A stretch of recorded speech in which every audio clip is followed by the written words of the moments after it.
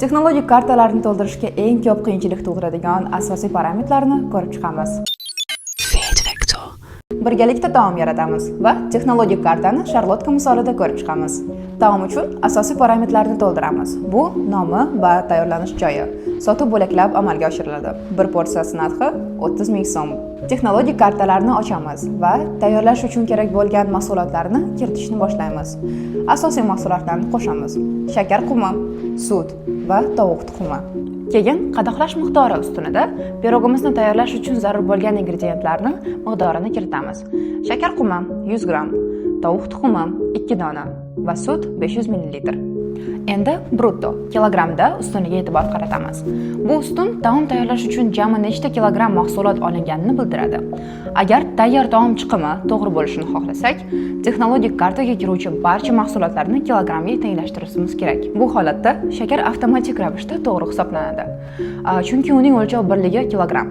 Sut va tuxumni kilogrammga o'tkazish uchun ularni tenglashtiramiz. Buning uchun mahsulot kartochkasini ochib, o'lchov birliklari bo'limiga o'tamiz. 1 litr sutni 1 kilogrammga tenglashtiramiz. Dona bilan o'lchanadigan tovuq tuxumni 45 grammga tenglashtiramiz. Mosliklar kiritilgandan so'ng brutto vazn kilogrammda avtomatik to'ldiriladi. Bu sharlotkani tayyorlash uchun olingan ingredientlarning umumiy miqdori. Tayyor taom chiqimi to'g'ri bo'lishi uchun ishlov berish jarayonidagi yo'qotishlarni ko'rsatishimiz kerak. Ularni mos ustunlarda foizda kiritishimiz yoki nominal qiymatlarni o'zgartirishimiz mumkin. Masalan, shakar bo'yicha tayyor mahsulot chiqimini 0 ga tenglashtiramiz, ya'ni 0 kilogramm qilib qo'yamiz. Texnologik kartadagi muhim parametr bu qo'yish normasi. Qo'yish normasi ushbu texnologik kartadan nechta porsiya chiqishini belgilaydi. Bizning holatda pirog 590 gramm chiqdi. Bu 4 porsiya sharlotka degani. Shu sababli qo'yish normasida 1 porsiyani 4 ga o'zgartiramiz. Qo'yish normasi o'zgarganda bitta porsiya sharlotkaning tannarxi ham o'zgaradi va kassada sotuv vaqtida ombordan hisobdan chiqariladigan ingredientlar miqdori kamayadi. Masalan, shakar qumi endi 100 gram emas, balki 1 porsiya sotilganda 25 gram hisobdan chiqariladi. Texnologik karta faqat mahsulotlardan iborat bo'lishi shart emas. U yarim tayyor mahsulotlardan ham tashkil topishi mumkin.